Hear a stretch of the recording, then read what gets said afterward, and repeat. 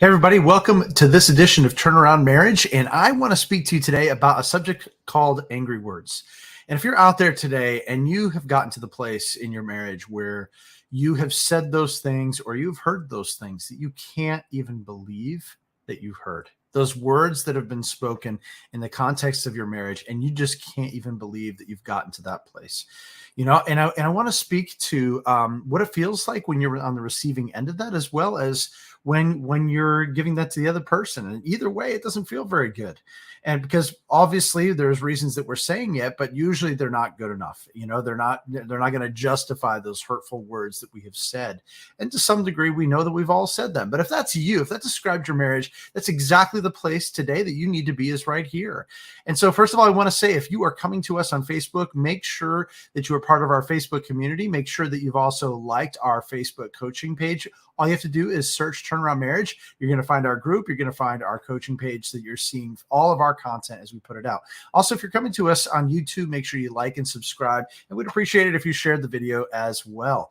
So guys, what happens so often is it doesn't just get there overnight. Usually, it's not likely that two Christians come together and they're just both hotheads and they're just throwing all kinds of terrible things at one another. That's not usually the case. What happens is, over the course of time, is there have been so many hurt feelings that temperature just begins to boil. And if you have two honorable people, there a lot of times that for maybe months or years have just tried to stuff it down, just to they know they're not supposed to blow up. And what happens when you get to that point, when you're not able to really fully navigate conflict together, and you're not able to talk about some of the areas that you're divided on, it can feel really, really yucky. And it's like the pressure cooker builds up, and boom, suddenly we've said things that we can't even believe we've said. In fact, that's one of the questions that we ask people from time to time on our breakthrough calls is, what is that thing? Take me to that moment. What was the thing that you said that you can't even believe that you said?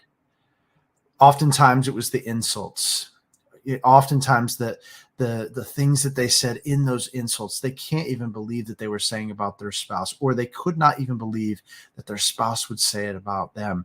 But one of the worst things that we've heard, I just talked to a couple the other day, and he said the worst thing is I brought up the divorce word. And once we've said these things, we can't unsay them. It's like squeezing the toothpaste out of the toothpaste tube. You can't put it back in. But I'm here to tell you can clean it up. We'll talk about that in just a moment. But let's think just again for just a moment of what happens when angry words have been spoken. What happens is, it's not just spoken in the vacuum. It's not just, ouch, that wasn't nice. What happens is we begin to carry that with us. And then whether we're talking hours, days, months, weeks, or even years later, you can still hear those incredibly hurtful words that's coming out of your spouse's mouth. My son, just in the car a few minutes ago, is relating something that a friend had said that was hurtful a few months ago. And isn't it even more so for the closest person? And then they've insulted you, or they said you're just this, or you're not an honorable guy. You're just a witch of a woman, whatever it was. And you start to connect what was just spoken with some of those mean things that were said of you in different times in your life. And then it becomes this whole story. And it's like, and it's this narrative a lot of times that can fill your heart, and it can add to the confusion for you. And it can begin to be very, very much so a lonely place, because you're isolated from your spouse in that. And even if they said you're sorry, and even if you made up to some degree, if that tape's still playing in your head, it's really hard to move forward. And it's really hard to get resolution if you have that stuck in your mind, that thing that's been said. And maybe there was even a measure of truth to it. So it makes it even harder when you've been kind of acting a little bit witchy, or you haven't been there present for your wife and been running the other direction. If they're saying something there's some merit to it, that's even more and more painful than if there wasn't, right? Of course, that makes sense. So what happens then is you've heard those things, and it becomes this tape that's in your mind. And whether you've said it or the other person has said it, the damage has been done. Oftentimes, you both have said things that you really regret. So what are you to do then? Something has got to change, because simply just saying, I'm sorry, and just saying, I didn't really remember that. Yes, we want to have forgiveness. Yes, we want to move forward. But unless we get real resolution around what happened and what took place in that moment and what was going on behind the scenes, it's really hard to move forward in healing. And the fact of the matter is, you can't sit around waiting for the other person to really, really make it right. In other words, you can't just wait for the other person to out apologize you or out apologize even the narratives that are in your head. It's just not likely to happen. And even if they did, it probably isn't going to be enough because the damage has been done and the hurt is there. So what are you to do? Well, you can't sit around waiting for the other person. Ironically, even if it was your spouse that said those hurtful things, we've got to begin showing up differently, because usually when those things have happened, when those terrible words have been spoken, when those, you could even take it a step further, when some of those terrible things have taken place, it has come from the fact that your marriage has been starving. You have been starving. Your spouse has been starving. You've not been nourishing each other. And it's not just about their selfish wants. It's about their needs. And women need to feel cherished, pursued, like their husband is going to protect them and be there for them.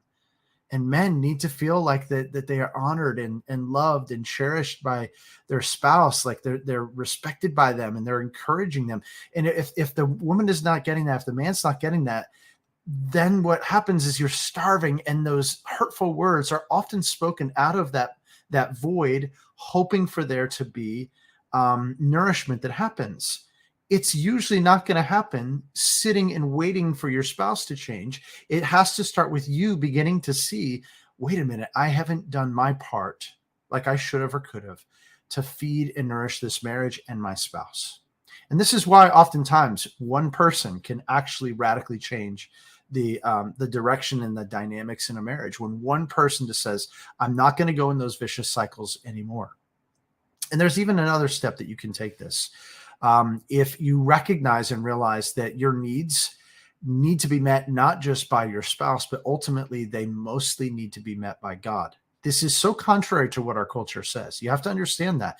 Like there's movies that say, you complete me. And the Hallmark movies, it's like, all I need is this one person and everything is going to be fulfilled in me. And it usually doesn't work that way, because that's not the way that God designed it. Of course he didn't. He designed it to be a taste of the gospel and to point us ultimately to the Lord and his love and mercy and grace. But we can never, ever, ever fill up on the other person. We have to fill up on God, his love and his blessings, so that we can also begin to nourish the marriage and nourish the other person. And so in many ways, going back to the gospel is the answer, because we also remember in going back to the gospel how much we have been forgiven. We're not righteous. In fact, the Bible says that we were born enemies of God. But the Lord has seen fit to send his own son that we might have life and life abundantly through him and through him alone. And so oftentimes, if we're in those ruts of vicious things that have been spoken and vicious hurts, and it's just cycles of disconnect and pain, the answer in many ways is the gospel. And I'm here to tell you that's the answer. It's so helpful, but so many people, you can hear that, especially if you're Christians, you know this to be true, but it's like, okay, that's great, Scott, but how do we make that happen? How do we put that back together again?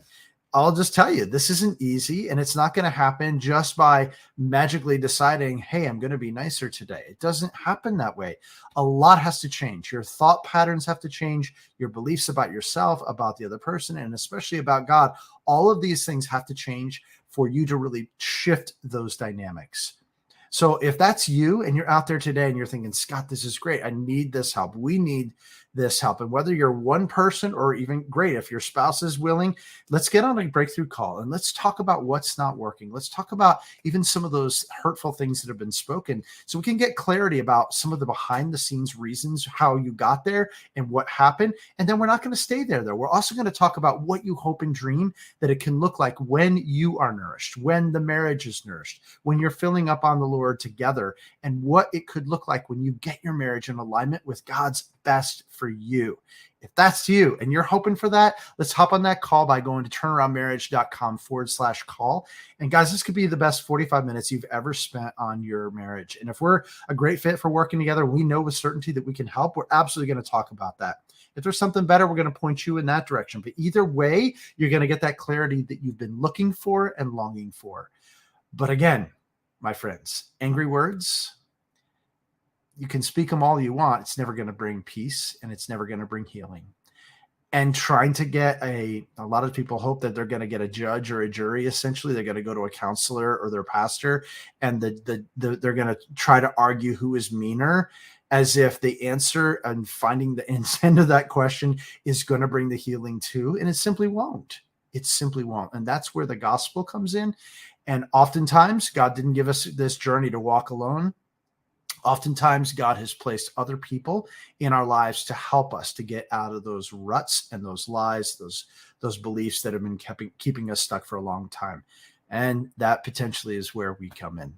So go to turnaroundmarriage.com/call and we'll talk.